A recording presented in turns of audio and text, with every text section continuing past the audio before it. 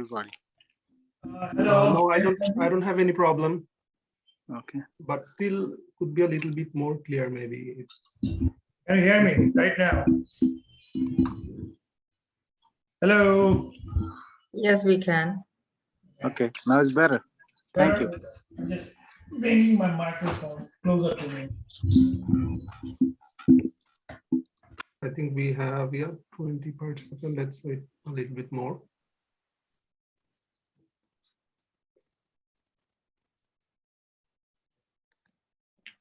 I see my beloved cousin Mubarak. So happy to see you here. If it's my cousin as well, because it can be another Mubarak. Assalamu alaikum, Asif. This is your cousin How are you, Mubarak. Mubarak. You're calling from Connecticut. Yes, my kids should be here. Zahra and Zaid, they should be online as well. Okay. That's the hardest part. Parents are easier to get into these meetings, but the kids. Yeah, my son is hard here, to but get the kids in. my son is here. He's just hiding to the side. Okay. But that's good. People who are joining from universities, your spring break is done, right? So regular classes started.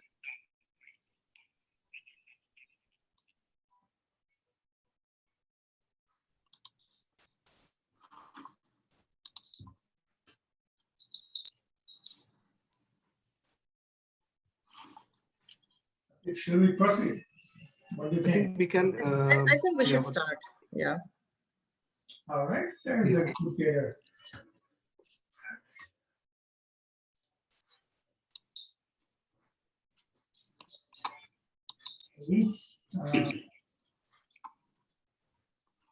So, assalamu alaikum everyone.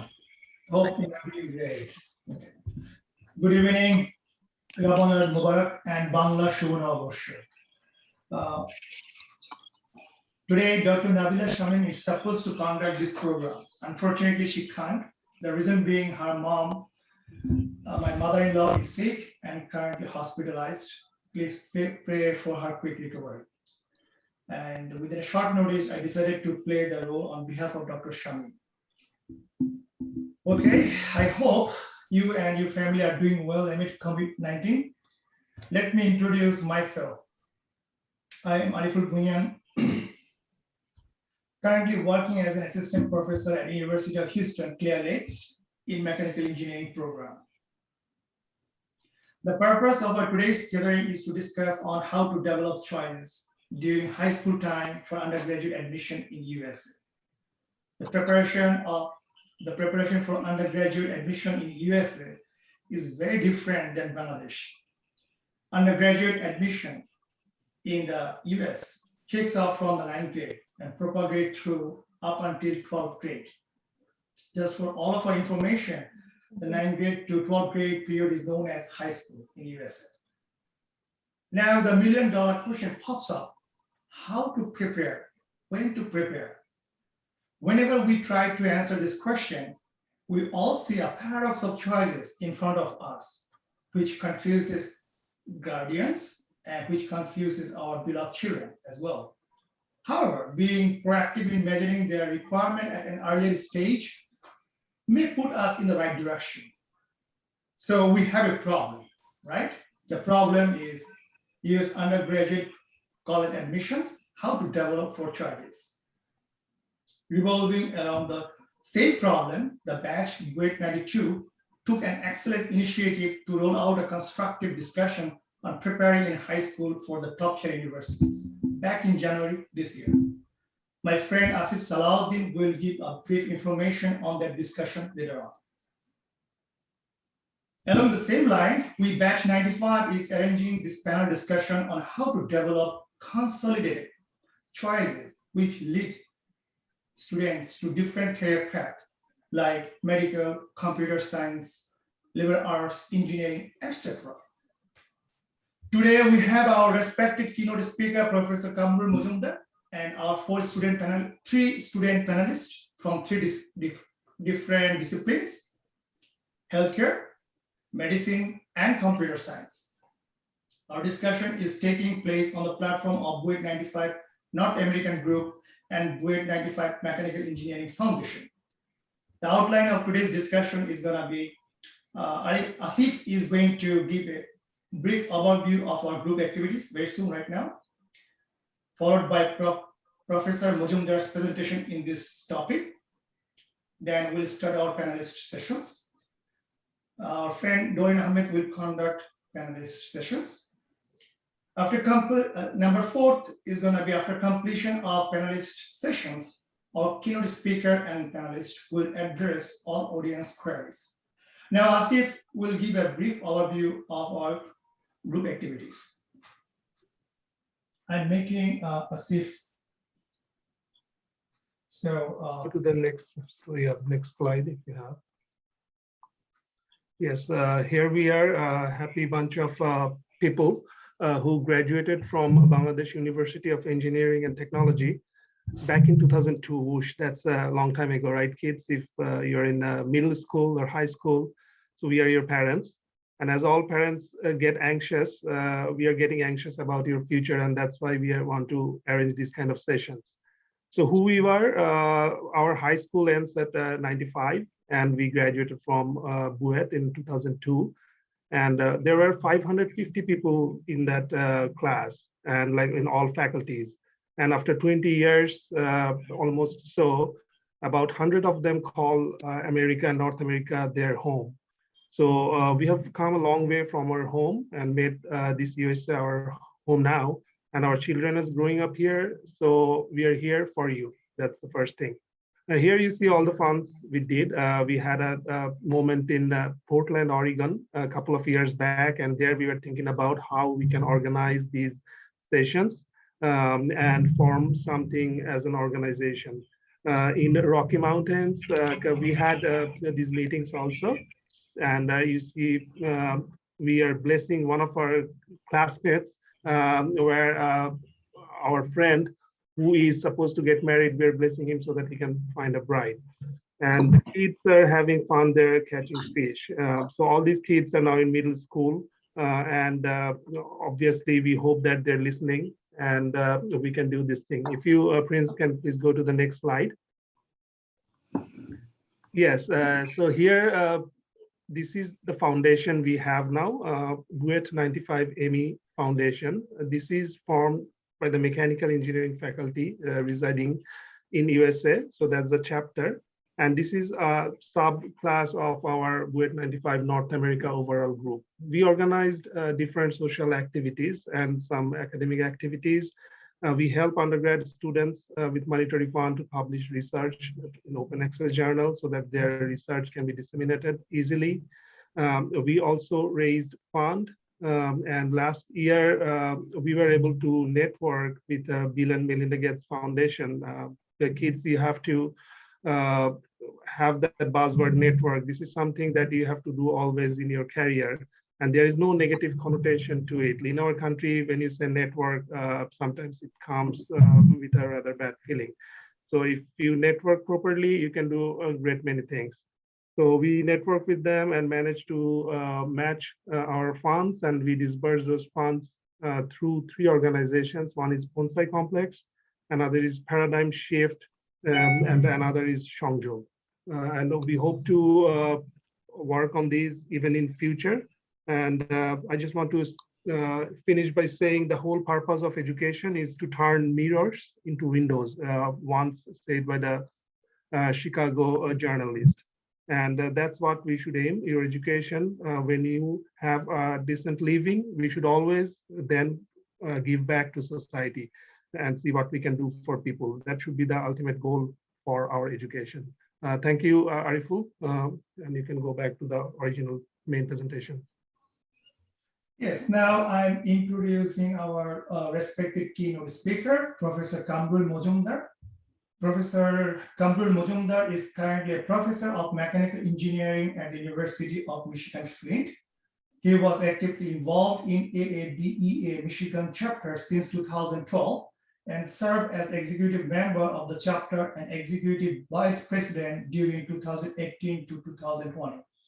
As a Fulbright scholar, Dr. Mojumdar made significant contribution in higher education, equality improvement projects, and initiatives in Bangladesh. Prior to his academic career, he worked in industry for 18 years. Dr. Mojumdar published more than 75 journal and conference papers, 3 books, and several other scholarly publications.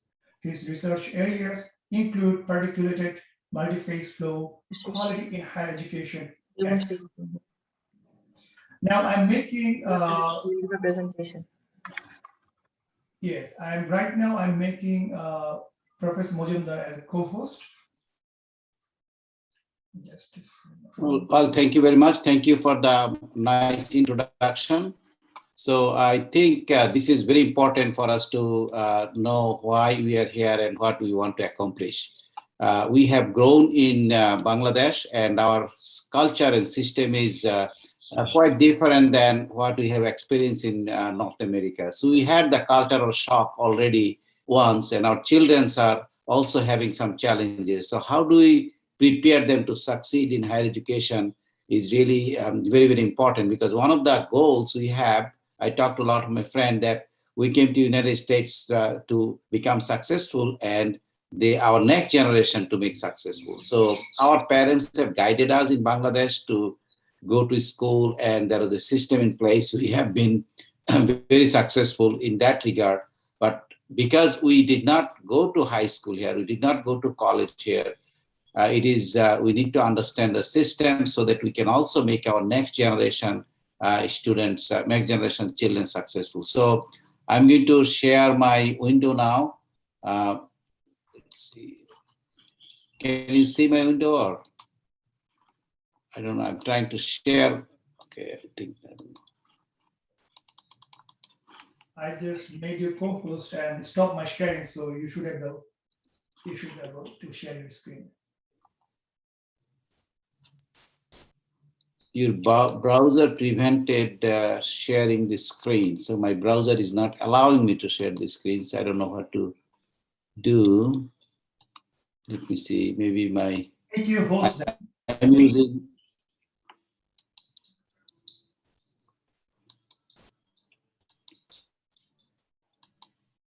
But you have my slide, right? You have my slide. Yes, just give me that one. So let me see, it's saying that my browser is preventing to share slides. So should I go to a different browser and see if it works? Yes, can you please do that? Yeah. So I'm using Mozilla Firefox. I'm going to Chrome now. So bear with me for a second. So I'll be turning off and again turning on.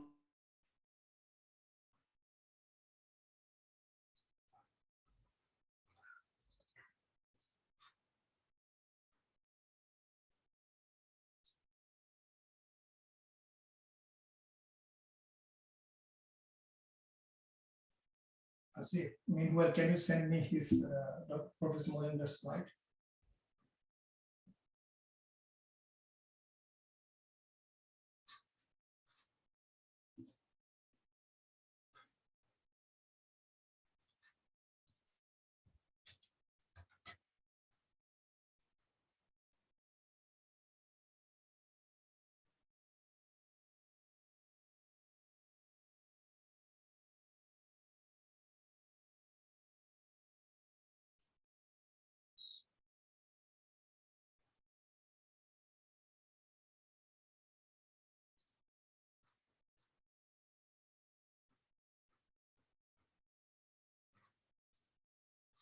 I can, if you want, I can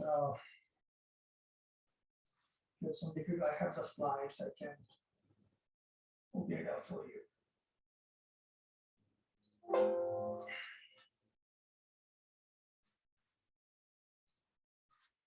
Since I'm sending you the slide, if No, I get it. I get it. I get it.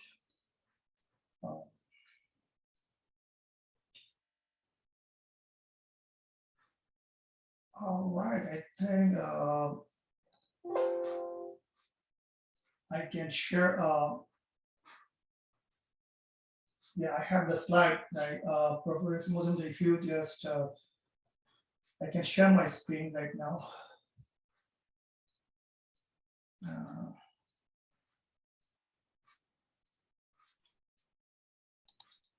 Can you see me now? Yes, right now I'm sharing you. Can you see the screen? Yeah. You can start right now. Okay, so I have two other slides. Let me see. Can I share my screen? I edited the slide a little bit. Okay, I can So scroll. let's see if I can share my screen now. Who's disabled attendees sharing screen? Can you enable? I just stopped sharing and I can make you full-fledged host, then you can try, okay? I'm just Yeah, make me a host so it will be better because I did edit some of the slides after I gave it to you. So there are some updates available. So right now you're the host of the program. Right.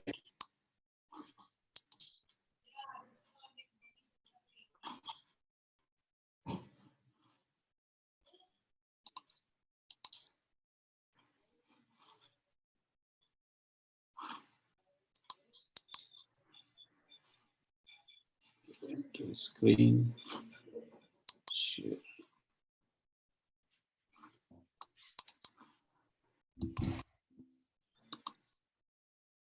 Or you can send me your file, I can open from my side. Okay. Let me send the updated file to you then. Sure. You have my email address, right? Yeah, I do. I do have your email address. So there are some updates. I think those are important. After I discussed with you, I added two new slides that would be helpful for our discussion. Yes, please send it to me.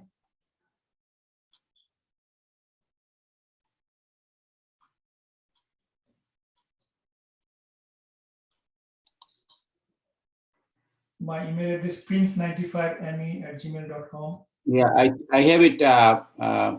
I'm sending it to Asif. Should I send it to you or? Sure. Yeah, you can send me. I will just forward him right now. Okay.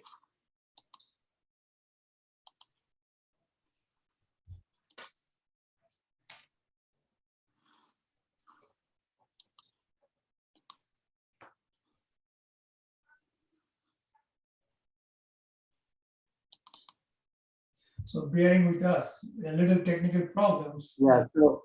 So no, it's all right. I think I did send it to you right now.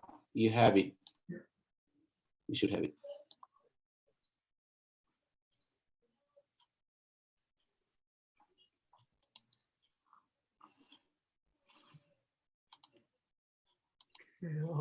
I don't see anything yet. My Refresh. email. Yeah, it should be It college just, study. it just came. It just came. Okay. Forward to me. So the important thing we have here is to prepare our students. I did change the slide, not how to succeed in higher education, how to prepare and succeed for higher education. The high school students have a dilemma that which discipline you want to study. There are two models in higher education. One is called employment model and the attribute model. In Bangladesh, we always look for employment model, which is very, very important. We want to get a professional job. We want to go to a discipline where finding a job is less competitive or easier. In United States, employment model is not really very dominant. We, the immigrant, we prefer employment model, but there is another model called attribute model that you develop some other skill which will get you a job, like liberal arts and business, which are also very, very important for our next generation. We don't want all our children to be doctors or engineers. We want them to be in the mainstream, like become a journalist, become a social activist. So this is very important for us to know, and our children are taught in high school to develop those attribute model. Did you get my slide? Yes, Professor Mojan, can you please make me host back? Email back? Host me. Please make me host. How do I make you host? I don't know. Go for on the right top corner on my name. Okay. You are the kind of host, right? So just right top corner, there is a 3 dotted line. Click that. Right. And I have a speaker view, gallery view. Okay, I think you. Okay, let's say more. Yeah. Disable. There are a dotted point, right? So you have to click that and have to. There is one option. You have to look at my Arifur Bhuyan, my window. On the top right corner, there's 3 dotted point. Click that and make me host.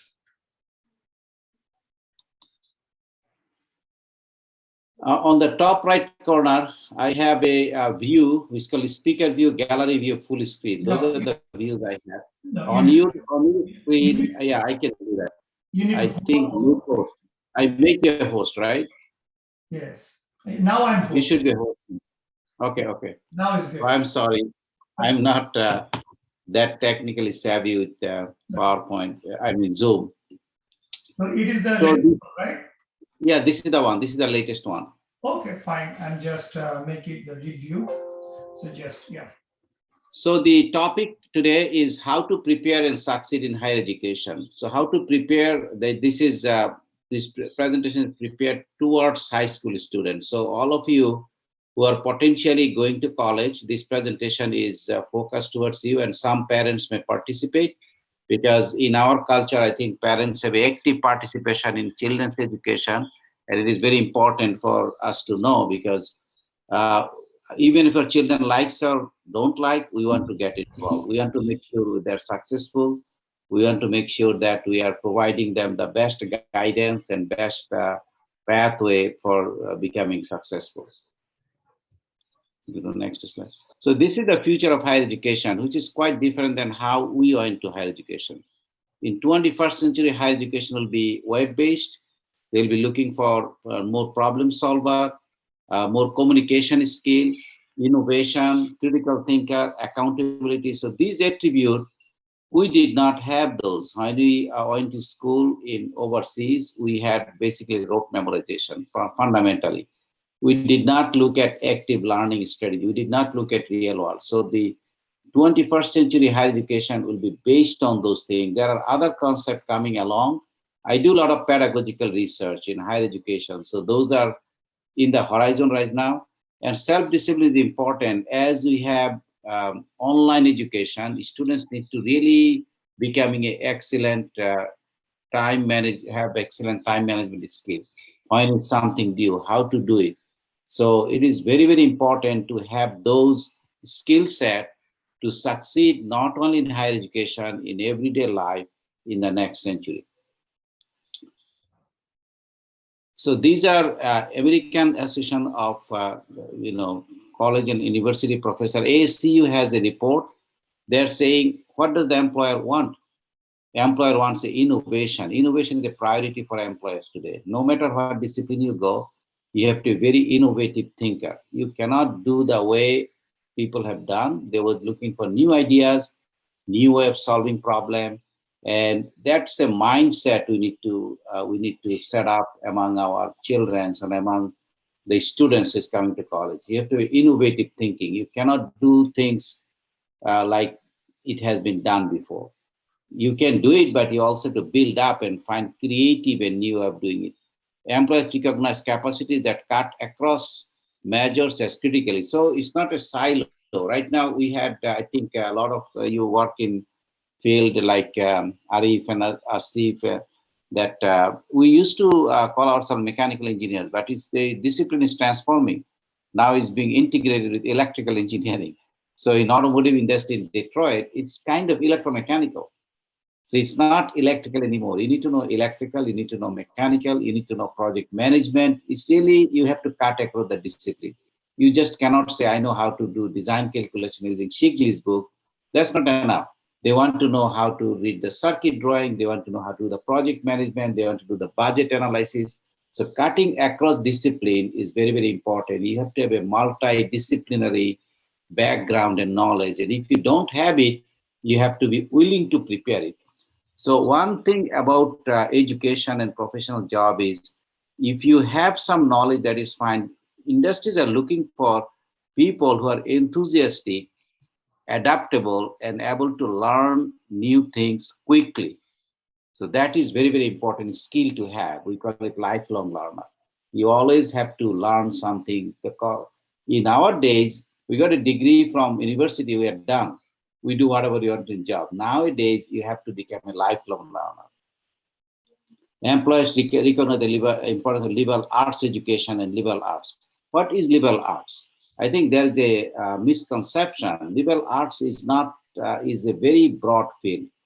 What we need to develop among our children and next generation, some skills, the communication skill, teamworking skill, and also mainly these two skills are very dominant, communication and teamwork skill.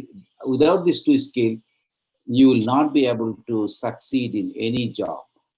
This is very, very important. You need to be able to communicate with your peers. You need to be able to communicate with the supervisors, customers, and everybody. So what is communication? You have to be effective communication. You have to be able to listen. One of the lack communication skill we lack is the listening skill. So we have to make sure we listen, we understand, we respond accordingly. Employer endorse a blended model of liberals and applied learning. So this is very important. If you want to study engineering, you need to have applied learning. Engineering is kind of applied learning, and we need to also blend communication, teamworking skill, good writing skill. We struggle. Like when I came here, when I came in this country, and I take academic job, I have to write a lot of papers, and I struggled. I struggled how to articulate our findings in an effective and meaningful way. So this is very important. Communication is not only verbal communication, it's also written communication. Can you articulate? Can you write it effectively? Can you write in a way that it is understood and it is being high quality? Employers think more college graduates have skills, preparation in the entry level. So college is doing pretty good job preparing students, but still those skills are very much in the horizon, and it will be needed more and more in the future. So this is another model. I think I'm giving a lot of education model, T-shaped model. We call it that we have to have, you need to know 21st century competency, you need to have a deeper learning, analytical reaction, innovation, critical awareness, self-directed learning. You can see that. Can you see my cursor? I'm not. No, it is. I'm just Okay, controlling. so these are integration of humanities, math, and science, and technical curriculum. So this is really we have it technical curriculum which we do here. One is the method, what method we use, and also depth of learning. 20. So the objective to give you this slide is to uh, make sure you understand that all those skills are needed. Co-curricular activities, internship, work-based learning, contextual learning. So those things are very, very important. You have to have problem-solving skill, domain fundamentals. So a lot of pressure on new generation students to come to college, develop this skill, and study. So it's like it's an order of magnitude more than what we have done in our life into college. Next one. So another concept coming, additive manufacturing, 3D printing. So nowadays, I think I was talking to Asif the other day. I have seen people have 3D printer in their home even. Those are not expensive. Sometimes we bought one in our university like last week. It's $2,000. So you have people are using 3D printer to make anything, any part, a smaller part or big part. So this is really very important for us to know that if you make a drawing, if you can imagine something, you can make it. So if you know a little bit of CAD, right now people can learn CAD by themselves. You can use 3D printing. And if you look at the market size, market value of 3D printing, 2013 it was $2.5 billion market estimate, global 3D printing. In 2018, it became 16.2 billion. So this is really kind of order of magnitude. So, and this is increasing exponentially, the 3D printing market. More and more parts are being made by 3D printing. And right now we can make 3D printing part using metallic part, titanium. stainless steel, everything. Originally, it was only polymer and elastomer, and we could not do much with those. But nowadays, you can make any part with 3D printing.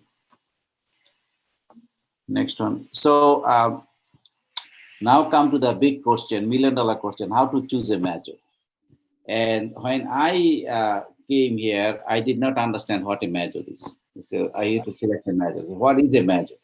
A major is a subject, we call it a discipline, like mechanical engineering, computer science, biology, those are majors. I think the students here will understand better. But how do we select majors?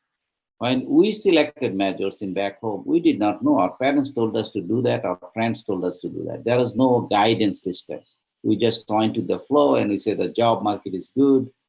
But here in this country, we have to, the bigger question is, what do you like to do? What do you enjoy doing? This is very important, because if you are passionate about something, you'll be successful. If you like doing something, it's successful. Sometimes it is not always possible, because we have to see that at least you don't hate a discipline. I have seen a lot of our kids go to a discipline that parents want them to do, and after 1 or 2 years, they hate it. So we have to make sure that if we want our children to go to certain discipline, we have to motivate them and convince them the value of the discipline, why we want them to do that. If we just uh, insist them to do something, if they have resistance to do it, at the end of the day, they may not be successful. So this is very important. What is your career goal? What do you want to be? Do you want to be a journalist? Do you want to be a social scientist? Do you want to be an engineer? Do you want to be a doctor? So you have to say, well, does your major match with your desired earning potential? So I'm giving a simple example about my son. So my son like to draw. So he want to make drawings, and every time he makes pretty good cartoons since he was a kid. So I took them to movies one time. I think he went to a movie theater with me, and he always have a notepad and pen with him. So I was kind of wonder, you're watching movie, why you have a pen and pad, writing pad with you? And while I was watching the movie, I came out and I saw here the 10 page of a sketch from the movie in the dark. I was amazed. I says, how did you draw it? He says, I watched the movie and I draw it. So it's like, I saw, when as a kid that people are amazed that you can write something without looking at it. So he make a lot of sketches. He can, by watching it, he did not look at what he was drawing. He was making drawing. And I look at the drawing, I said, this is amazing. But then I asked him, what do you want to be? He said, I want to be an artist. And I said, well, okay. Then I look at the earning potential. He's very interested in drawing. So I have to convince him.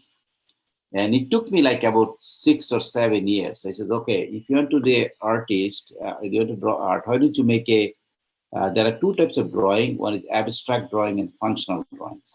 Engineers make drawing. I convince him that I make drawings. I make CAD.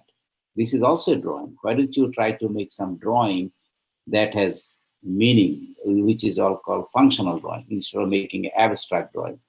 So slowly he got convinced. Slowly, it took a lot of time, but still he makes drawings. I went to his room yesterday. He still makes cartoons. And I says, okay, if you become an engineer, if you make CAD drawing, you'll have an earning potential and you can still maintain your hobby to draw cartoons. But if you just have an art major, and if you only do not have a skill set or earning potential, it will be very difficult for you to maintain a lifestyle. So he's balancing now. He's still doing cartoons, but he's still studying engineering. So this is one way we can convince our children that your selected major may not have a earning potential. You have to find a major that have earning potential and keep your hobby, keep your what you like to do as a hobby. So very, very important. If I say you cannot draw, you have to do engineering, there may be resistance. So how do we find a balance between what they like and what we want them to be is very, very important. Next slide. So I make a kind of Venn diagram. So how to choose a major? You have to consider your interest and passion. What do you enjoy doing? Do you enjoy doing something?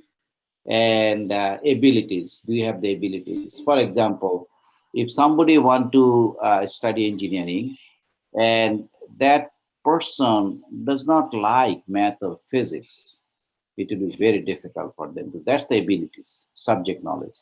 Are you able to do it? Somebody want to study medicine, but does not have good high school GPA, does not have good ACT score, and does not have good score in biology and chemistries. Those abilities, if you don't have the abilities, even if you're interested, you may not be successful. And you have to also look at career goal and earning potential. All three things matches together. It's not really, you have to make sure that all three have some contribution. It's not really all of them will be together. Sometimes you prioritize your interest, but you have to consider all three factors into the equation. You may not enjoy 100% of it. As long as you enjoy a little bit of it, you have some ability and it matches the career potential. These three things can be a contributing factor. So success. So now we have to define success, because one of the goal of this presentation, like Arif and Asif told, we want our students to be successful. So how do we define success for our children? So success is really very fluid. Everybody defines success differently. Let me give you an example of my students. I have a student. He's from India, so his parents are physician, and he don't want to study.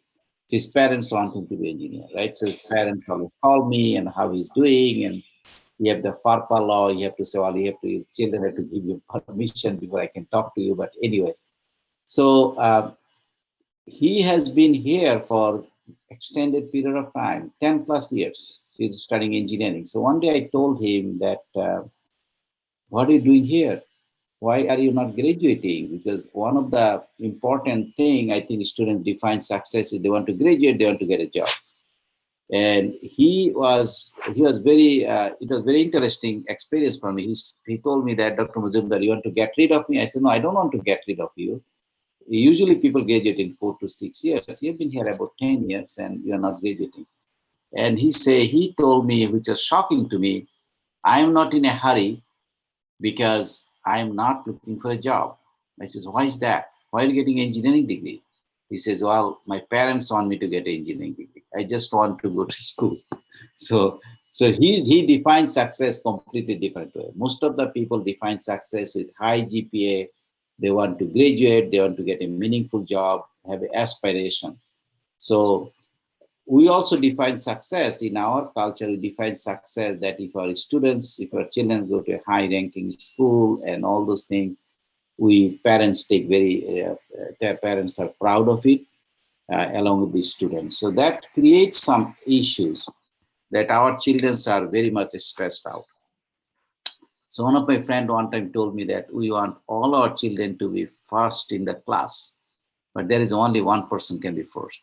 So you have 5 friends, and how can all the children, so you have to understand that being second, being third, being fourth is not end of the world. If you are top 10, that's good enough. We have to really give some break to our children, that saying, don't push them too hard. And we kind of are envious about children from one family to the another. Like, if our friend children, you see that his son is doing such and such, why can't you do it? So we have to really learn how not to do it, as long as they're successful. So what choice and attitude can help succeed in the college? What can students do become successful? How can college life be more satisfying? So this is very important. College life should be satisfying. College life is really preparation for rest of the world. We just tell that 4 years of give you 40 years of career. So if you study 5 years, you work for 50 years with that degree, usually. So this is really, you have to make sure that you enjoy and you learn a lot of skills like communication, team working, and socializing skill, and learn your content so you can become successful. So these are the powerful connections. So week has 168 hours in a week. And if you take 4 classes, I'm just talking about 3 credit class, it takes 12 hours. So we have 156 hours left. So you attend 12 hour of classes. So some students have a perception coming from high school. High schools are 40-hour class. They go to school from 8 to 5 or 7 to 3, and then they have 5 days school. They stay in school for 40 hours. But in college, if you are full-time, you attend classes for 12 hours. So why is that? We give students, we empower students in the learning process so they can manage their time and study rest of the time. So I also tell our student that coming to class is like when you work for a company, coming to a meeting, that's not your job. You're coming to a meeting and I'm telling you what to do. So for example, if you work for a company, you just attend the meeting, you will not be able to keep your job. So you have to make sure that you do the work assigned during the class. You study outside the class. And students who make more connection between class and out of class activity are more satisfied. Out of class activity means you have to do group study, you have to get involved in clubs and organization, you have to do projects, and it can have a profound and positive impact on precious years in the college. If you do more outside co-curriculum, extracurriculum activities, one of the important things we emphasize undergraduate research and doing some project work in addition to your classwork will make you more successful. This is very important, time management. Study habit in high school do not work in college because high school in United States kind of spoon feed. They give you a worksheet, you work on it, and you just do the job. And most of the high school students, there is no such thing as graduation rate in high school. About 90% of the high school students graduate. In college, in the United States, in average graduation rate in most of the colleges are in 40s. So that means 100 students get admitted, 40 of them graduate. I'm talking about the average size school, not the high ranking school. Amount and speed presented in the college is different. In high school, a textbook is taught for 12 months, and every week you meet 1 hour. So there's 5 days a week, and they spend whole year. In college, you finish it in 13 or 14 weeks in about 30 hours. We finish in 30 hours. In high school, it takes about 200 hours. Same type of material. So we just give very brief overview in the class, and you have to study by yourself. You need to learn how to study this enormous amount of material in a systematic way. If you are not organized and do not study in a systematic way, you will not be able to complete the assignment and complete the study. And time is a scarce resource. You cannot get time back. You have to make sure you study and keep up with your homework, assignment, and everything on weekly basis. Next one. So also get involved. Get involved in campus activities, at least one or two activities that has little effect on relationship with grades. So if you get involved in one or two activities, like in students organization or other activities, research or co-curriculum or extracurriculum, what you enjoy doing will be very important. Get involved in activity that is strong relation to overall satisfaction in the college. So you do something you like, and most time commitment is 7 to 12 hours per week. So it's really, if you spend about 5 to 7 hours doing extracurricular activity, you'll be able to build relationship, network, and you'll be able to be successful in your college life. And ask for help. Do not expect professors to read your mind. You have to ask for help. When you have a problem in the class, which students are the students who are more successful are the one who participate in the class and ask for help. And don't keep your academic problems secret. If you're struggling with the homework, do not hide it away. You just have to talk to your professor, talk to your peer student, go to tutoring center and solve the problem. Your advisor can help if you're struggling. There are academic advisors, there are faculty advisors. If you're struggling, go and talk to them. Is not talking to them will be harmful for you. If you discuss with them, they will guide you what to do next. So what are the symptoms of trouble? As I said, only 40% of the high school students, students graduate on average size school. The students who feel a sense of isolation, they are behind. They did not do a homework. They missed a class. They are behind. They feel isolation. They cannot catch up with the class. The professor is saying something in the class. The students do not know what's going on because they did not study the material. They did not prepare well, and also not willing to seek help and become. So how do you overcome it? Become a member of a study group. So how do you become a member of a study group? If you need to have a study group, I think the most important thing is you form one. You ask students around it. So do you want to study after the class? When do you want to get together? We can do a group study and homework. If you don't seek help immediately, you may be caught in a downward spiral of poor grade. This is a very long word. Your grade will go down and down. As you know, some of you, that improving your GPA is probably several times harder. If you get a C, your GPA goes down significantly, very quickly, and it takes 3 A's to overcome that C. So it is harder to struggle alone to turn your situation around. You have to study with your group, you have to seek help from others, and you have to seek help from advisors, tutoring center, whatever you can. You have to solve the problem immediately. So reason for academic trouble. So why students have academic poor management of time. So with with longer stretch of study, serious engagement is important. So one of the studies shown that students need to study at least 2 hour block. If you are ready to study for a homework, you have to allocate at least 2 hours together. If you do not study 2 hours, and if you get up within 2 hours, you'll have a very difficult time in classes. So for example, most of the exams and most of the assignment, studies exams are 2 to 3 hours long. So if you have to make sure that you have a habit and passions for concentrating in any subject matter for at least for 2 hours. If you can do more, that's better, but 2 hour stretch, do a 2 hour block, then you can take a break, another 2 hour block. So, but 2 hour block have to be very concentrated. So some students are unable to develop new study skill, such as critical thinking ability and poor selection of courses. So this is very important when you select courses. Colleges are not, most of the colleges are not cohort system. They have a choice based on the curriculum what class to select. So there are general education courses, there are required courses, there are concentration courses. So you have to focus on finishing the required courses, and then choose a concentration or major or minor, and then take advanced course in concentration and leave the general education courses later.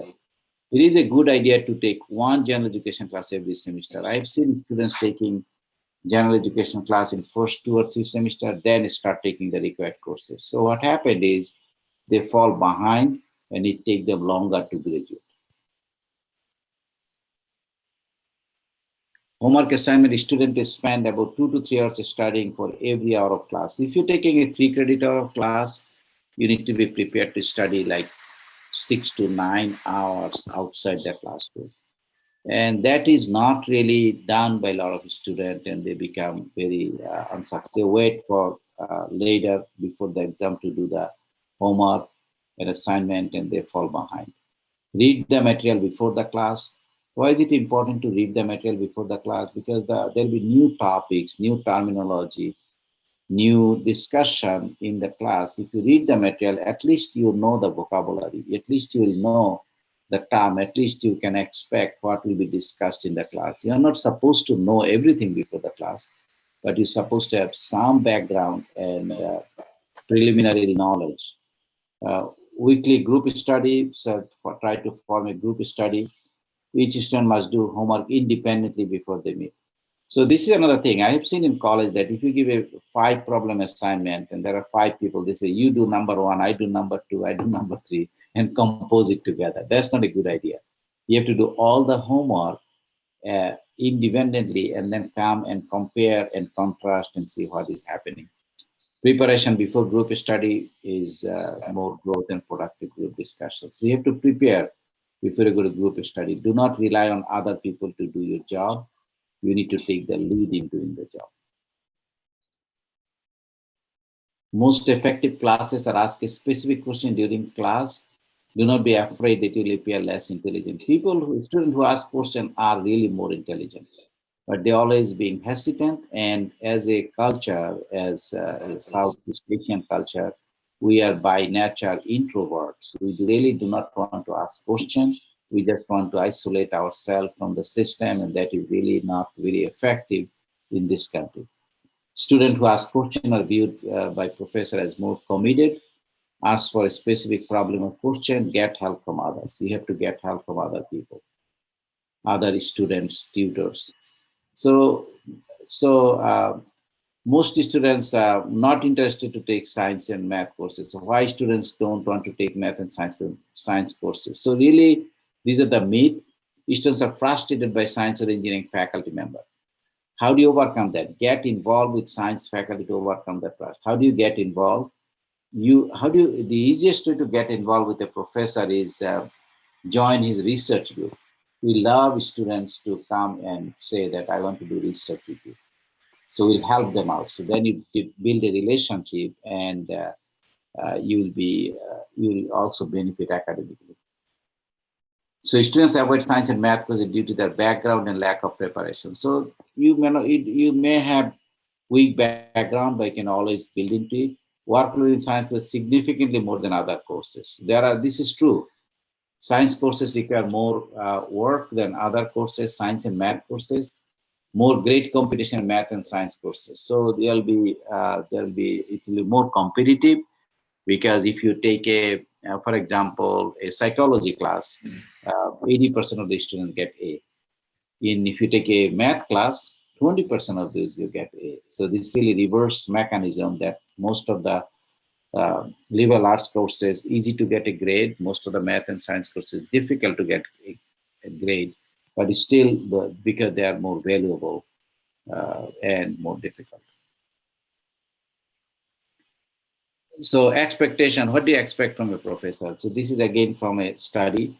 Students want a professor who is a good teacher, willing to spend more time outside the classroom, passionate and explain things well. Are all professors like that? Absolutely not. Most of the professors are not willing to spend time outside the class. Most of the professors are not passionate and explain things clearly, but you have to be persistent. You go to the professor over and over, go to the tutor and try to get help. Do not get frustrated. Professor is also willing to help you.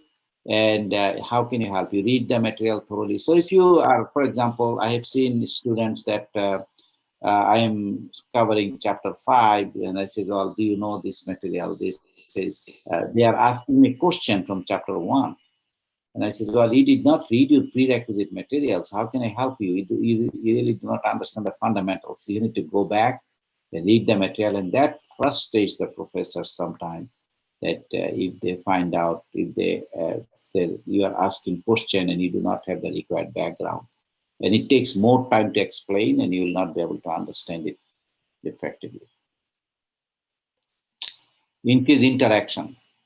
You need to really work in group. It is very difficult to solve problems. Sometimes it is very difficult to understand the problem. So if you work in group, all you discuss together, and then you will be able to solve the problem. Physics, chemistry, biology courses can be very interesting. You may choose science as a lifelong commitment. So you have to really, if you want to be engineer, doctor, or scientist as a career or profession, you really have to be passionate about science and math.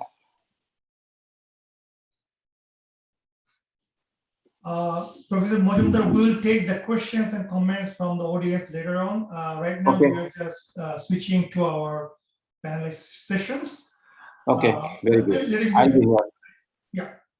Okay. Well, thank you for your attention, and thank you for listening to me. This is a very big presentation. I'll be happy to address any question or comment you may have. okay, later on. Thank you so much for your wonderful presentations. So now I'm switching back to our main original program. The discussion session, panel discussion session. So I'm just handing over this responsibility to Dorian Ahmed to conduct that part. Oh no, sorry, I'm sorry. Before going to Dorian Ahmed, Asif is going to give a brief overview on batch 92's presentation, which happened 3 months back in January 2021. So Asif, please go ahead. Everybody, glad to have you come back again in the middle. So we all know education is simply the soul of a society, and it passes from one generation to another. So thank you, Dr. Mazumdar, for passing your years of knowledge to our next generation. And that's how we succeed as a society. Most of the college level nitty-gritty preparation, how to do college admission and how to prepare for college admission, how to do, when to take AP courses from 11th grader.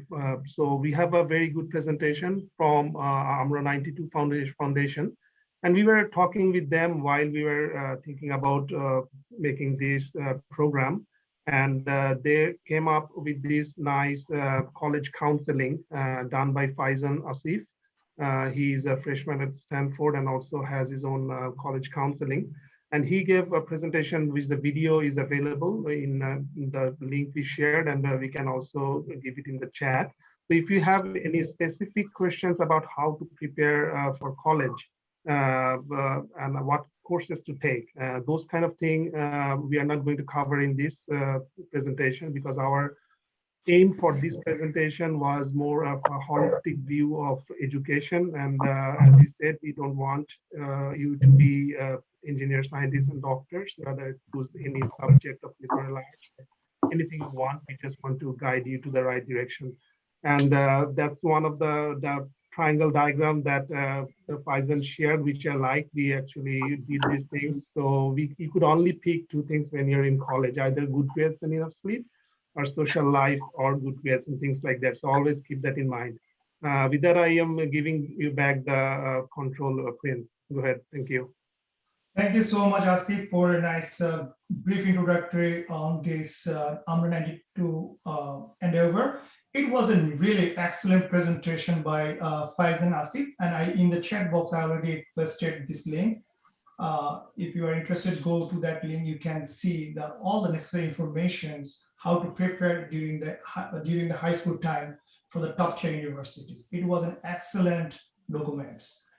Now I'm inviting Dorian Ahmed to take care of panelist sessions. Dorian Ahmed, are you ready? Yes, I'm ready. Okay, go ahead. Can you hear me? Yes, we can hear you. Dorian, please proceed. Okay.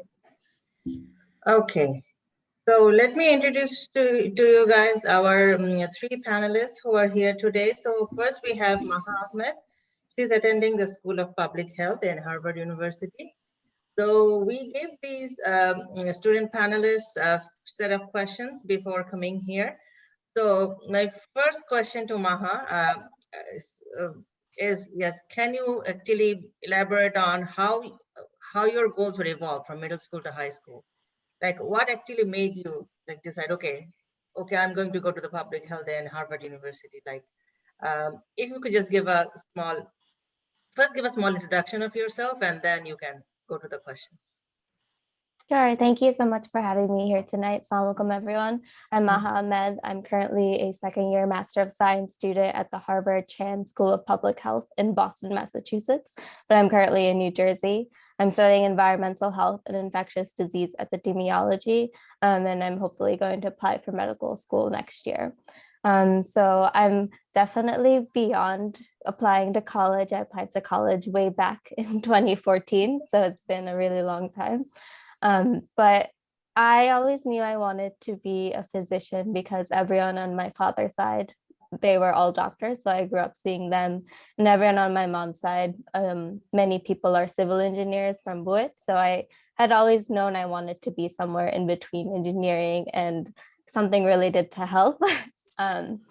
But I was very fortunate that I never had any pressure to pick one or the other or to not pursue anything else. In middle school and high school, I did do some research experiences at our local colleges in civil engineering, environmental engineering. I shadowed some doctors, and the one thing I would say to any student in middle school or high school is try to learn something from every experience. You don't have to like it. So one experience I had was in civil engineering research, and it was about making plastics and doing stress strain curves and looking at tensile strength. And it was exciting to some of my family members, but for me personally, it wasn't something I liked doing. But it was a good experience because I knew that's not something I could do for the rest of my life. So I was able to cut out engineering from my list of majors for college pretty early on.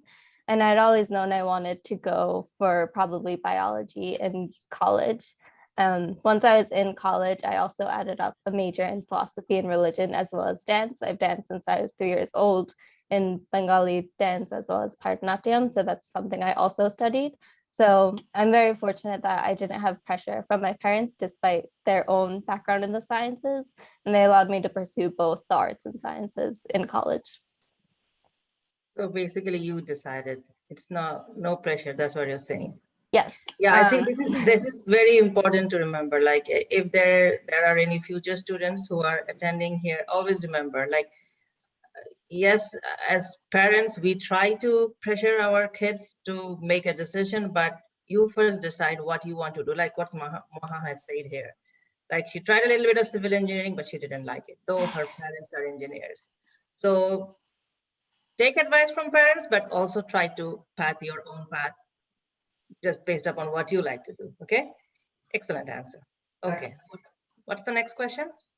No, I think our second panelist will also answer the same question.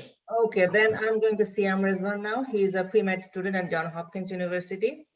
I have the same question for you. So first, please give a brief introduction of yourself and answer the question on the screen. Yeah. Well, thank you for having me. I'm Siam. I go to Hopkins. I'm a third-year student. I'm majoring in public health, and I'm a pre-medical student as well. I'm originally from Wisconsin. So about this question, in middle school, I guess I focused on just doing well in my classes, trying to pay attention to which courses I liked. Like, did I like my science courses and math courses? Did I like the history, language arts, social sciences? But the main goal was just to do as well as I could in my classes and try and explore sports and stay involved. And then as I got to high school, then I got some guidance from my parents. They're both physicians. I didn't feel like pressured from them, but they definitely did guide me to consider medicine as a career. So I attended summer programs, career exploration camps, and I saw that, yes, medicine was something that was pretty attractive to me, and that it was something I should pursue. So then in high school, I focused again on preparing for college admission. So, doing well in classes, getting involved in clubs, organizations, and trying to prepare myself for a future career in medicine, again, by finding medical summer programs, finding research opportunities if there are any available, volunteering in local hospitals, shadowing doctors.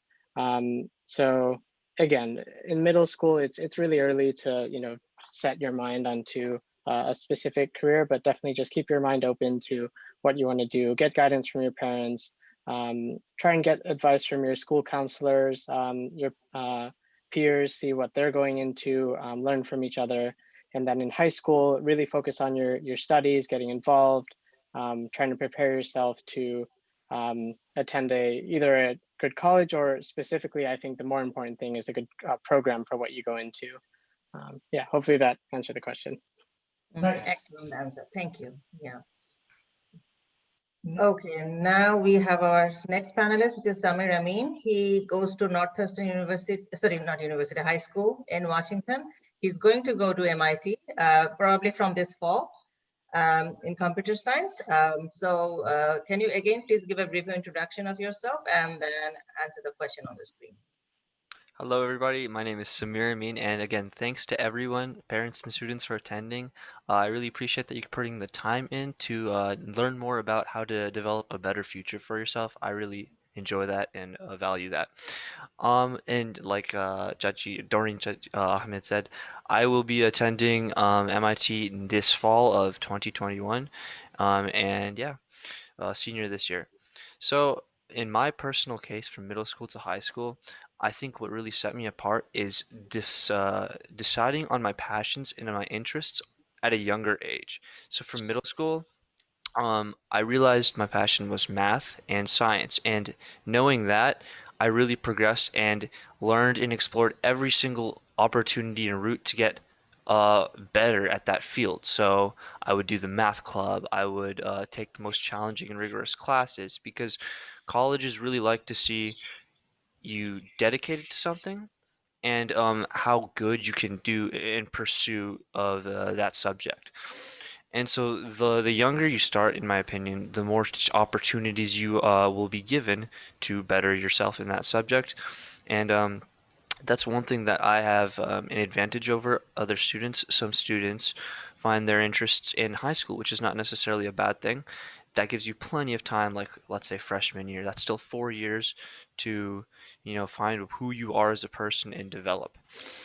Um, and then yeah, other than mathematics wise, I'm also a runner, so I will be competing for cross country and track and field at MIT. And so I realized that that was something that athletics in general was a very important factor in um, getting into college because I knew if I was good at something from a younger age, I had to pursue those passions in order to um, see myself at a higher institution. Great answer. Yeah. So I'm going back to Maha again. Can you come? So are you going out of state or are you remaining in state? Like, do you stay in the same state as your parents are, or? So this is a tricky question with COVID. So virtually I go to school in Boston, but I am home in New Jersey. And for college, I also stayed in New Jersey. I went to Rowan University, which is located in southern New Jersey and is actually the university. My mom is a professor and head of civil and environmental engineering. So I got to see my mom every day of college. Which at first was not very exciting, but I'm so grateful that I got to have that emotional and social support, not only from her, but also my father during college. It was very helpful. She got to be the first person I got to tell about my good grades as well as my not so good grades, which is really helpful. And they were able to provide me a lot of support. The advantage of staying close to home is you'll have support, and I always think of your first responders when you need someone are going to be your parents, right? So whenever I needed something, it was very helpful that they could be there for me within half an hour. Whereas I know if I'd really wanted to go to California for college, um, but I know if I needed them, they probably could not be there as immediately. So that is something now that I'm older, I'm really grateful for. I know when you're 18 and you've been at home and you just want to go as far away from your parents and family, um, that makes sense, but you should consider staying close to home or at least within a close distance if you do rely on your parents a lot. Excellent answer. Yes, we have been through there. We wanted to run away from home, but now we understand that how important our parents are to us. So nice to hear that the new generation, as new generation kids, you guys are also realizing it, especially during this COVID. Okay, now switching to Siam. So Okay. I left, I went out of state. So I'm from Wisconsin. Johns Hopkins is in Baltimore, Maryland. So the advantage is, growing up, spending 17, 18 years of your life, if you stayed in one place, it's really refreshing to move somewhere new. The US is like, even though it's one country, each state and each region is sort of like its own mini country with different, its own culture in a way. So new people for Hopkins, or if you go to an out of state school, it can be a lot more diverse. So you really get exposure to different types of people with different mindsets and different experiences. So that's, I think, the main advantage, putting yourself into a new environment where you can develop yourself more. But there are some disadvantages with being, away from home and away from your parents. Because of COVID, I've been at home, I think, over a year now. So it has been really nice to have, the support from parents, being with them, because usually, after college, it's hard to find the time to stay with them again. You're busy with classes and then further education or your job, and time moves really quickly. So it's been nice to stay close to them. Okay, excellent answer. Okay, now switching to Samir, same question. Okay, I completely agree with everything Siam and Maha had to say. One thing is that I actually haven't made the I haven't attended college or university yet, so I'm not actually out of state, but I will be going out of state from Washington across the country to Cambridge, Massachusetts. So that's going to be a very different change of view. So it's something. So the most important thing that I'm looking forward to is my development of independency, because right now I personally can't think of like a life without my parents, for all the lunches they've made for me, all the times they tucked me in. But um, it'll be a very completely different lifestyle, and I'm looking forward to just taking one step further into the adult life. Excellent answer. Yes, I think at one point you guys want to be independent. It's good that thought going out of state. Yes, but at the same time, I would always emphasize this: please keep your parents in your mind. They did a lot of hard work behind the scenes, which you probably didn't even realize while you were growing up. Okay. Okay. Now the next question. Okay. Now again going to Maha. So what was your priority? Was it going to a top tier college or the subject that you wanted to study? And were you able to manage both? So in my senior year of high school, when I was getting college acceptance and everything, I had decided I wanted to go to NYU. And then after graduating, I decided I did not want to go to NYU anymore and ended up staying closer to home to the university where my mom teaches at. And I made that decision because primarily due to financial packages. NYU's tuition is $90,000 a year. So it would take my parents, who would be paying my tuition, almost $300,000 to me to go there. Whereas by going to Rowan University, I was able to go for free, and I had acquired scholarships to live there for free as well. So it really came down to that. And I know in the first semester, I was kind of sad because I was at the school I had grown up in and I was close to home. And I know a lot of people, people do talk and say, oh, she probably didn't get anywhere, which is really difficult to hear. But when you get older, you learn to tune out that noise. And for me, it was the best thing ever. Rowan is a smaller school. It's not very well known around the country, but I was able to become a good researcher and figure out what I wanted to do. I was able to get research experience at UC Berkeley, and I in no way think that by going to a public school or a lesser known school or even community college will ever hold you back. So I think when I was younger, going to a top tier school that was a name people around the world recognize was important. But I don't think that should be the only thing you want to do just because it feels or sounds good.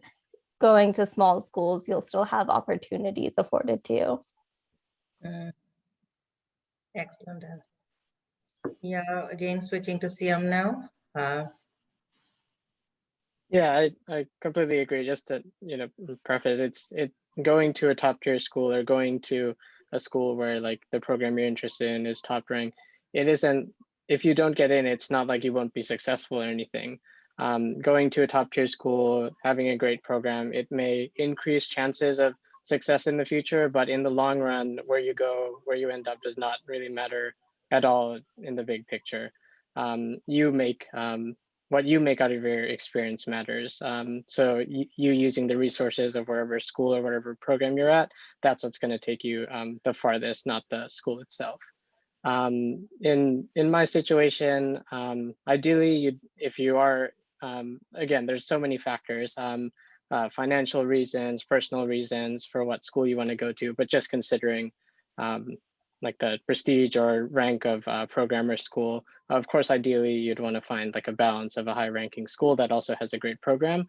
But in the end, I would say the most important thing, in my opinion, again, people could disagree, but it's the program that matters. For example, if I were, Johns Hopkins is a relatively well-known school, but for example, I would use like computer science as an example.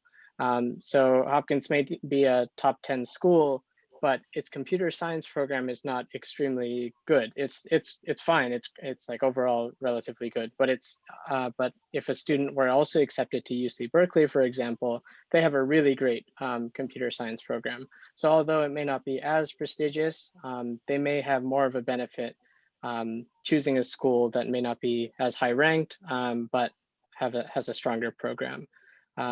So it's up to you also personally. Do you care about prestige and all that, or do you really just want a solid, robust, and rigorous education for the specific program you're going into? Thank you, Sam. Excellent answer. Now, Samir, yeah, I know you're in high school, but I guess we would still like to hear from you. Of course. Case at MIT, I was accepted and I have the choice to study a lot or any major that they have to offer. But another university that I applied for, which is the University of Washington, is really competitive. So it only in certain subjects like computer science, which is my top choice for major. And um, I think that, well, every case is different. In my case, anything somewhat STEM related is something that I study and pursue. For example, computer science is like my number one, but I wouldn't mind studying some type of engineering because it's very similar. And throughout my high school and middle school careers, I wasn't necessarily studying or doing particular work for computer science or engineering. I was just math, which is really general, and I feel like I could fit into many different fields and seeing myself doing different things. For that reason, in my case, subject was important in like a broad sense. It had to be STEM related, but a specific choice of study, it's just a luxury to have at this point for me to be at MIT and study like one of their best subjects to offer, and it's something that aligns with my interests. Everyone's different though. If you are very set on studying a particular subject and you don't get into a school that is really prestigious, I think that's something to consider. And again, like you've been pursuing your entire high school passions for that subject, it is really important that you carry on with that in your college career, and getting into a program that will offer that is something that you should really prioritize. Thank you, Samir. Okay, we all got really great answers from our three panelists. Now we are going to go to the next question. Again, starting with Maha. Okay, again, my favorite thing involving parents. So how did you work with your parents to manage conflicts when you and your parents wanted different things for your academic career? How did you reach to a solution? Did you ever have a conflict with your parents? That's another thing. Yeah. Fortunately, no. I have had conflicts with my parents, but never about my academic career, fortunately. As I've mentioned, they've been incredibly supportive of my pursuit of not only sciences, but art. When I picked up an extra major in philosophy and religion and a minor in dance during college, they were excited and they never said, no, don't do this, it's a waste of your time. They both really enjoy the arts and literature, so they were very excited. Right now I'm studying environmental health, which is tangentially related to what they both do as environmental engineers. So I'm in this weird but exciting place where we're all kind of like colleagues in our home right now. So I think it's important to take advice from your parents, which is what I've gotten a lot. They always reminded me, your terminal degree, where you get that from is going to be most important, because as I mentioned, I went to a smaller school and I was worried, can I get in or not? And that was a really good piece of advice I had gotten. I think it's important to listen to them, listen to their advice, but know that you get to choose whether you take it or not. Thank you, Maha. Okay, now Siam. I also luckily have not had any major conflicts or anything when it came to my academic career. My parents have always been, again, really supportive. Always had me consider different perspectives if when choosing a major. In my case, I was deciding in between molecular and cellular biology or public health. So they made me, weigh the advantages and disadvantages of each. Is one more interesting to me? Look at the reasons behind why I'd be interested in them. But yeah, overall, your parents are not trying to, they're always trying to help, even though it may seem like, oh, why are they fighting against me or whatever. No, they have a lot more wisdom and they're trying to help you out. So definitely, do consider their advice, even if ultimately you do go against their decision or something. Always do ask for their advice and their thoughts, because it can definitely help and ultimately, benefit you. I think Siam just very diplomatic on answering this question. You sound very diplomatic. Anyway, are your parents in this discussion? I don't think so. No, they're not. They're not. Okay. Okay. Never mind. Nice. Okay. Thank you. Now going to Samir. Just like the other student panelists here, my parents are very supportive. They will allow me to do whatever I do, but they have some specific pieces of advice, which include: one, try your hardest at school. As long as I believe I tried my hardest, they are very satisfied with whatever I accomplish. And try to pursue a major, like a subject of high value, and that was mentioned previously in the lecture. Something like STEM, which is exactly what my interests were, are high value to them and to me. And like in the future, it would be just a very applicable major where we can get a stable job. Um, and yeah, that's exactly what I did without much push from my parents. So I'm proud of both myself, and I hope that I made them proud. And at the end of the day, they would have been proud of me whether I attended MIT or a community college, because like I said, as long as I was trying my best and pushed myself to the best of my ability, they would be happy. Okay. Thank you, Samir. Yeah. Excellent answer again from 3 of our panelists. Okay. Now this is really needed for my son. Okay, so again, going to Maha. So can you please give us some advice about practicing for SAT or the other test that you have, standardized test that you had to give to get into your routine that you're in now? Yeah, so I took the SAT many, many years ago, but I was lucky that my dad actually does SAT tutoring at our local masjid. So I had a SAT tutor at home. And basically our plan was to make up a schedule and go through questions every week. I took the GRE more recently, which is the graduate admission test for graduate school. And I studied the same way I had for the SAT, where I would make out a schedule of what topics needed to be studied and go through questions for that and take practice exams as well. Is it like, did you start really early? Like which grade did you really start?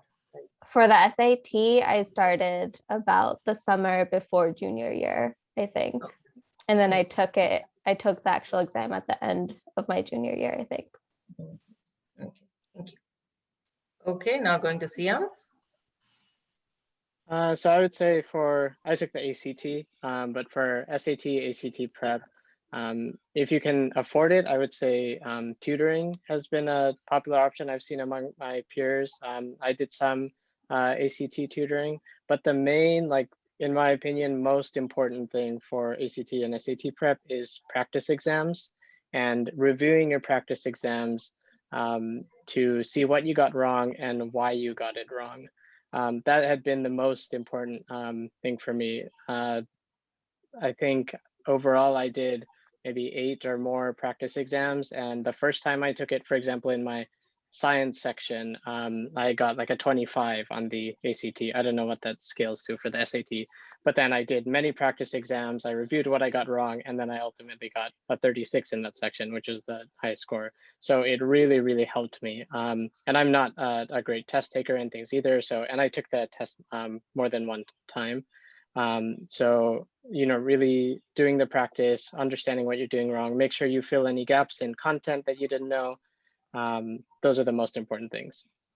Okay, thank you, Siam. Yep, of course, practice and practice. Okay, now Samir. Yeah, I think Siam nailed it right on the dot about practicing or like taking the tests and understanding why you got it wrong and actually learning from it. My biggest thing is you have to practice for the test, like how the test is going to be. So take full length practices with the exact amount of time and time break that they allow, with the same resources they allow, just to be familiar with the test. Not just one or two, as many as you can. I would say if you really want to be the best you can be, 8 or 9 is a really good number. In my case, it's weird because I studied multiple times, but you guys are probably very jealous that I got into MIT without an SAT or ACT score just because the summer of 2020 did not allow me to take an SAT because it got canceled 6 times. Yeah, I still did all the practice. I would say starting from my sophomore summer. I would do a little bit of Khan Academy. They have lots of good math and reading practice problems, not full length tests, or they do have full length tests. But if you just want like 10 problems a day for either math or science, math or reading, you can easily do that without taking like full length practice tests. But the full length practice tests are definitely what improve your scores too. Just and having a plan of how much you're going to practice, when you're going to practice, is really important. Like, did any of you have any sort of summer program that you are going to for all these, like, or it was just regular class time you guys were practicing, I guess? I think I did one ACT prep camp thing that my school offered through a local community college. And I think it was free, just all students who are interested. So yes, definitely, if there are any programs offered by any local schools, it definitely won't hurt to get involved with those. Okay, thank you. The last question of this panel discussion, question 6. Okay, so what was the best thing you did to impress the college admission officer? Like, is your SAT score, extracurricular activities, AP class, national awards, or if any, or with your essay writing, I want to include. So Maha, I'm going to you. So Yeah. So the first thing I say, don't do anything just to impress an admissions officer, because they're going to know when you did something because you were just trying to check a box rather than because you actually care about it and are passionate about it.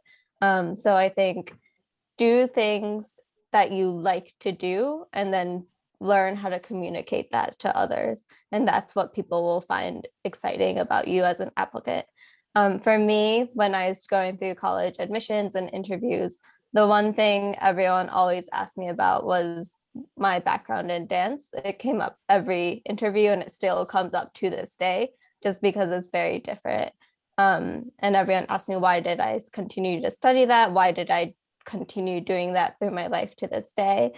So if there's something that, being a dancer isn't something people think is relevant to being a doctor or a public health practitioner. But it's what I get asked about most often because it's most unique compared to what other people do. And they also ask how I can frame it and how it'll make me a better physician in the future or public health practitioner. Other things that I had often discussed in interviews were why I participated in science fairs and why I had been so involved in the Interact Club, of part of the Rotary Association at my high school. I was very involved in that. So I think it's important to have 2 or 3 things that are really central to you as a person.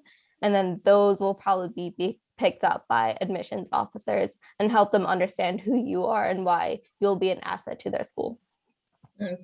Thank you, Maha. Good advice. Siam? Yeah, I totally agree. It's I think one of the main things is finding what you're passionate about and really emphasizing and building that in your college application. I think at least when I was applying, like a major theme came up with well-roundedness. So most people, when they hear about that, they think, oh, okay, so I need as high of a standardized test scores as I can. I need to do every extracurricular activity. I need to take all these classes in all these subjects to really show that I'm good at everything. But the main like misconception or misinterpretation with that is colleges aren't necessarily looking for a well-rounded student. They're looking for a well-rounded student body, meaning they're looking for, especially in regards to top tier programs, from my understanding, is that they're looking for students who are leaders in specific fields of interest. So they're not looking for a student necessarily who's great at everything, but maybe they're looking for students who, oh, this student is a emerging researcher in this field of public health, or for example, or oh, this student's a top math competition performer, or oh, this student's a really great musician. And underlying, of course, they all have great grades and SAT scores and contribute to their community and may have awards. But you want to have sort of the basics, but then also find this one or two things that you're really passionate about and really get involved really in depth in those fields by maybe shaping extracurricular activities around those experiences, or starting your own club or organization around something that you're interested in. And I think those will probably really stand out to an admissions officer reviewing your application. Thank you, Sia. Now going to Samir. All right, I think we touched on it a little bit, but one of the most important things is to find a balance between being a well-rounded applicant and a very sharp, sharp in like a couple subjects. It's really hard because you have to identify what you want to do in high school, and you can spread yourself thin and do multiple activities in clubs and just like Maha said, just do something to impress the admission counselors, just to say you did something. But there's a distinction between doing something and like pursuing it to a good level that'll show like you're dedicated to that activity. In my case, I was well-rounded in a lot of things. Like I was an Eagle Scout. I took a very high level of math that wasn't offered at the high school, so I had to go to the college to take it. I was a nationally ranked runner, which really helped. And like I placed in a math state competition. So I got to write a lot of things it was well-rounded because I wasn't just math or just athletics. I was everything combined, and it really showed that I was sharp in those couple subjects. And then outside from that, I showed leadership in other ways, like being presidents of clubs and being active in my religious community and whatnot. So again, there's some things that I believe that if you're really passionate about, you need that spike. You need to show that you are above average by a lot. And in other things, you just need to show that you have a foundation or a basin, such as your leadership skills. You need to be hopefully like presidents or founders, club owners of something in your high school. I'm also the ASB president, which is something that's more leadership skills is really important. So yeah, that's what I have to say. Oh, all of you have done excellent job. I think this is the last question, isn't it? Yes, Dorian, thank you so much for conducting this panel discussion part. Thank you so much, Maha, Siam, and Samir, for your invaluable information. What we noticed that Professor Mojumdar has covered a lot of habits, aspects. I mean, it is too late if you start to practice these habits in the college level. Is going to be very difficult. It's too late. So you have to, the student, as a high school students and middle school students, they need to practice these habits early stages. So there's a connection. Maha, Siam, and Samir just talk about their preparation during high school, middle school time. On the other hand, Professor Mojumdar is talking about different habits that is fit for the undergraduate college level. However, we need to prepare our middle school, high school students, let them practice those habits. The power of habit is really powerful. So we have to go for that direction as well. So now I think our time has, we have some time constraint. Now we are going to start our audience question. Doreen, you can start picking up the question from chat. So far, I've just had only one question so far. We have some additional questions as well. Okay. So I think all the three students have kind of addressed this question, but again, I'm going to repeat it again. The question is, for engineering major, does undergrad school matter if someone is determined to get higher studies? Like knowing that in state you have scholarship benefits, is it really worth the money to go out of state and deficit the benefit of the in-state? I would ask anybody from keynote speaker to the panelists, you can answer the question. Can you repeat the question one more time? Somebody is asking that for engineering major, does undergrad school matter if someone is determined to go, beyond undergrad, like for master's or PhD? So knowing that the in-state scholarship benefits, is it really worth the money to spend so much at undergrad? Okay, well, this is a very difficult question to answer. So, for example, somebody, let's say, want to do PhD. So if you, after you finish your PhD, that degree, the graduation of the last degree is always very valuable. But the question here is, if somebody start undergraduate degree, what is the probability that he will go to higher education? Sometimes people cannot continue. So it is always good to go to a state school is good, but try to go to a above average school. So try to go to the best school in the state if possible. So tuition is very, very important. Tuition cost is outrageously high right now. As an educator, I know that if you go out to state, you pay 2-3 times, and it may not be financially worth it. It may not be economically feasible. Stay in your state if you want to, but try to go to a good school in your state so that you can go to a better school. If you go to a very low-ranking school for undergraduate, it is very difficult to get admission to graduate school in a high-ranking school. Okay, thank you, Mr. Majumdar. Thank you. Okay, any question from your side, Arif or Asif? Because I just got only this one question. We have some additional questions. I think we can run those questions right now in this panel. We have additional questions from our side. Go ahead, please.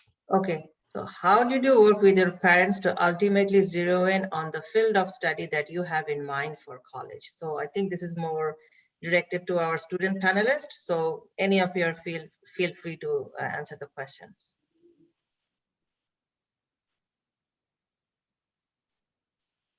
Anybody?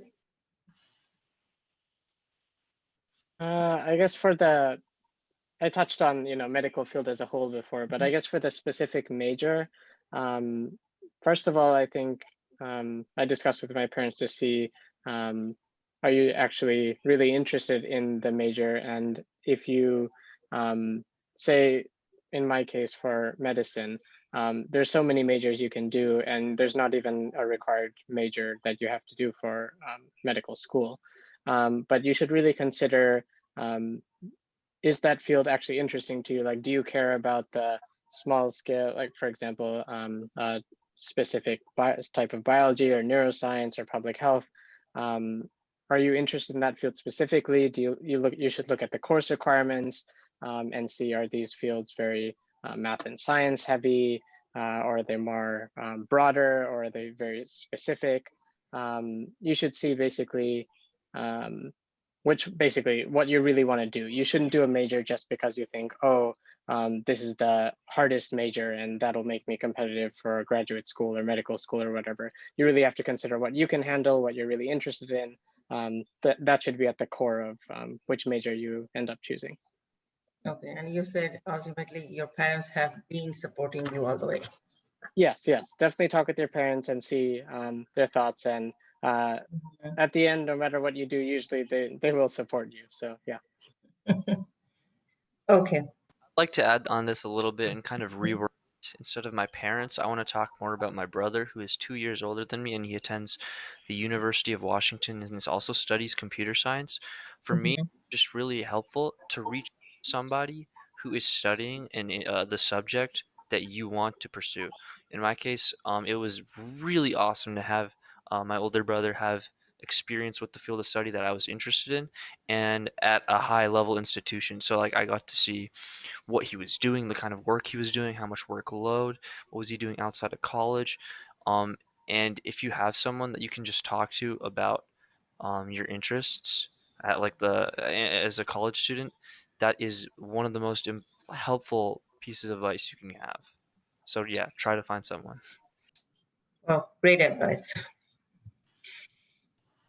Okay, any additional question, Arif? Yes, I have a couple of questions. Let's see, we have another question. Let's see, let's them address this one. I have some couple of questions from my pocket. Okay.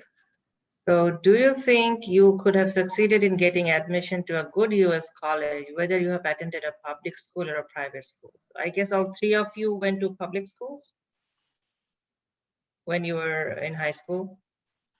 But do you guys think that if you had gone to a private school, would have that made your chances better, worse, or it would have been the same? Oh, go ahead. I think it would have been the same. I also think this decision relies on where your parents decide to live and where they decide to let you go to school. Most of us don't pick where we go to school, but I think either way, going from public or private high school, your chances should be the same. Okay, advice. So I have a question to both our student panelists and also our keynote speaker. It is regarding about that is peer pressure or siblings pressure. Like each and every family has 2-3 kids. Not necessarily each and every one is gonna be sure to get admission in top tier university. So how to handle this kind of siblings pressure?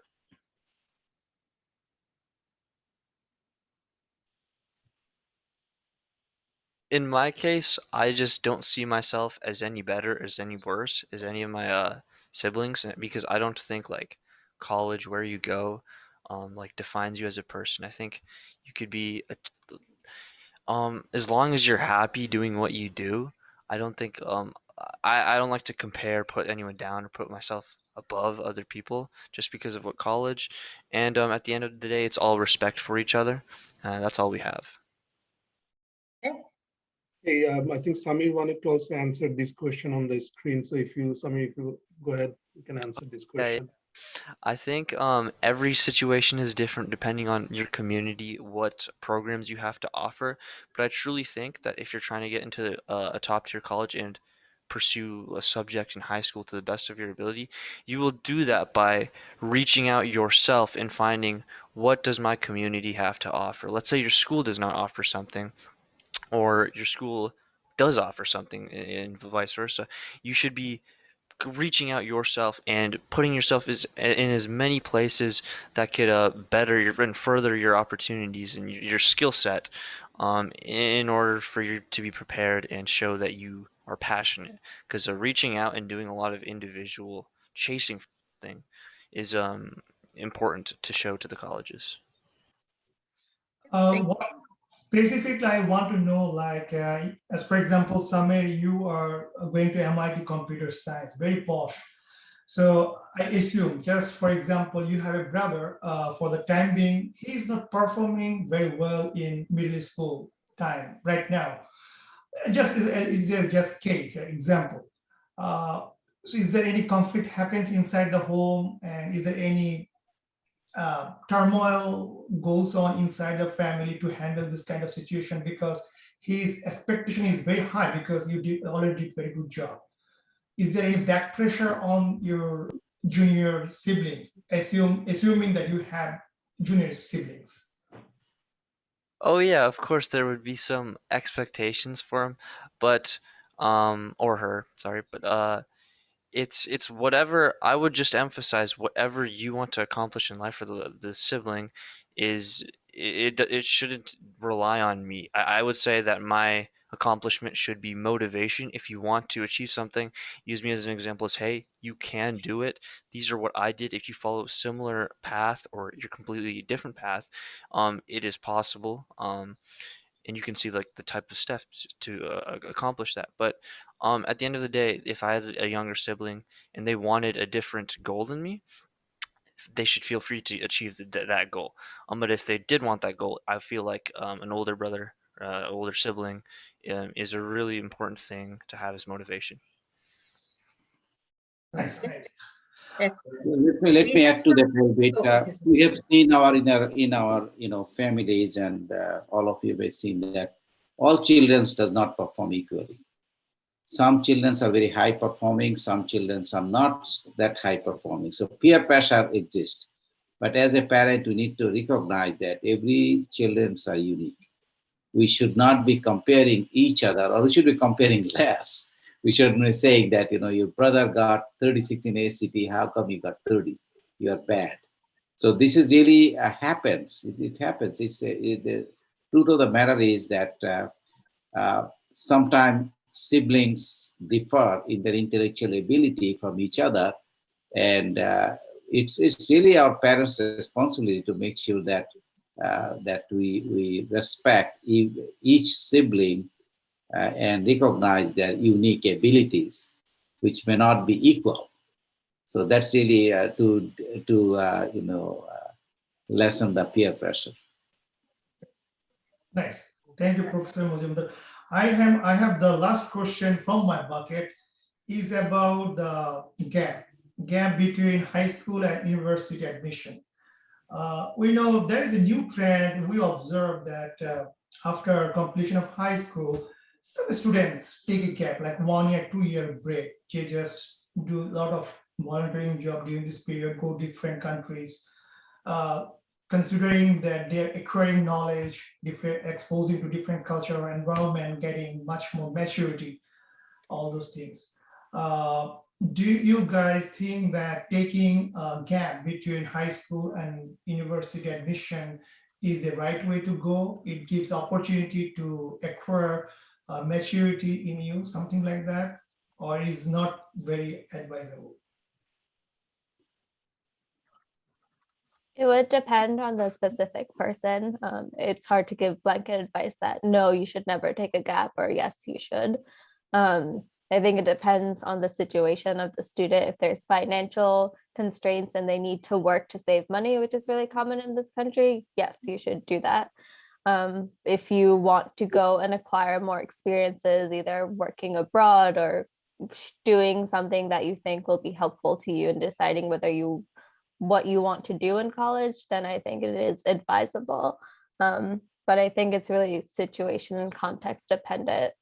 And I think a lot of times our parents get scared when we say we're going to take a gap because we're not in school, which makes sense, right? People want the best for their kids, and you spend time telling us about school for 18 years, and then we might say, I don't want to go, I want to take a break. But it's not necessarily a bad thing. I think it requires other considerations, though. Nice. So I agree. If you're taking a gap year for doing something meaningful, like volunteering or doing extracurriculum, that is good. But if you're taking gap just to relax, and you may forget, you may have a discontinuity. Like if you're taking Calc 1 in high school and then take a gap year and come back to college, next year you may have to start from scratch. So that's really what is really important, what you want to do in your gap year, and are they meaningful activities is really have to be considered. Okay, now I have some questions here now from the audience. So it's a very interesting question. Looks like this is a parent of a primary schooler. Oh, it's Karishma. Okay. Any words of wisdom for the kids or the parents who are now in primary school? Anybody in the panelist? I have some advice. So if you want your children to be something, start planting that seed when they're kids. They'll listen to you. So no, I think this is very important, because it's if you go to the high school, I went to a lot of high school, and if you ask high school kids, what do you want to be? Overwhelming majority of the high school students want to be basketball player, firefighter, or policeman. And if you say, how many, I say, well, how many want to be engineer? Well, probably 1 or 2 out of 50 students. So this is really, if you want your kids to be like, give them some career advice and give them, say, well, if you want them to be like computer programmer or doctors or engineers, start talking to them about it. They don't have to decide it. Just tell what it is and what it's all about. And planting that seed in elementary school is very, very important. You have to plant the seed and seed will grow. It will take you several years and you start motivating. Thank you, Dr. Mojekar. I don't know, Siam, Samir, and Maha, what do you think? It's like, it's probably your parents have planted a seed when you're a kid. Of course. What is good for you, really? I know Parents, Karshma Kala has definitely planted the seeds for Asha's, who I assume she's asking about. But I think that's good advice. Yeah. I want to just share a small experience of myself with my son. So at one point in life, he wanted to be an actor because it's so cool to be an actor. And he was pressuring me, saying that, Mom, just call all the directors and producers that I want to get into a movie and all these things. Okay. So, and then in the school play, he became an actor. So there was a small play. There were like writers, directors, like a group of writers, directors, and then some people, they will depict a story, and then there were actors who were acting. So I just told him, why did you choose to be an actor? Why didn't you become a writer or the screenwriter or the costume designer? Because they had to present something and you just acted. So his answer was, Mom, nobody really recognizes those people. They just recognize the actors. So, but it made me really scared, that thinking that, okay, if he becomes an actor, I don't know, because, you know, as Bangladeshis, it's really hard to think that our kids will be a successful actor or something. So what I really did is kind of, it's not like I was trying to take him away from what he wanted to do, but then I told him, okay, let days go by and then try to see what you really like to do. Like, okay, do you like math? Like kind of more going to the subjects, okay? So, but it doesn't mean that, okay, if he really wanted to be an actor, I wouldn't have stopped him. But I think it's very important to just, as you said, that you have to plant the seed of course, you have to plant the seed, you have to make them understand what their choices are, and then also see what their potential, where their potential is. So I saw that there was no potential in my son as an actor. So as I said, so just try to advise your kids to see that what really they can shine in. Yeah. Nice, Doreen. Thank you. We are almost towards the end of the program. I still have time for one more question. I think you guys already touched based on the competition part. I think Karishma asked another question, that all of you are attending top schools, but did you ever feel that the competition to get in and the pressure, was it worth it that you were enduring to get in? Any of you? Yeah, I took it with like the mindset that there shouldn't be any pressure if I get in. Don't, oh well, it's like I should just move on and learn that, hey, it's a top university. You're not granted anything. It's like what, a 5% chance for MIT. It's like, yeah, it's nothing to hang your head over. Okay, thank you. And one last question. Somebody else has asked, do the amount of APs one takes matter as much as getting a high SAT or SAT score when trying to get into college? Like colleges, do they really see APs or SAT as more important, or does it really not matter? From my understanding, I think they're relatively equal importance. They're looking for, of course, high standardized test scores, and also they're looking to see that you took the most rigorous courses that your school offers. I don't think one is more important than the other. Yeah, they're relatively equally weighted, I would say. Okay, thank you, Siam. Okay, anybody else has any question? Please, before we wrap up, please feel free to ask. Thank you, Doreen, for the nice, that is nice presentation, everything, for the nice questions from your side. We are almost towards the end of the program, and our iftar time is also approaching. Just what we learned, that actually you have to see the plan in the very early moment of the kids, that they will pass the elementary, then middle school, high school, then university. So the better we are, the earlier we prepare our kids, make the right mindset, that would be the better. I don't have any questions, so I'm just closing this session right now. If you guys, if you have any question, please send us an email via buit95mefoundation@gmail.com. And this video will be a little bit processed and will be uploaded to this particular website. If you have time, you can go and just watch our recorded video. Thank you so much for staying with us. I really appreciate it. Yeah. Mhm. appreciate Professor Mojumdar and our student panelists Maha,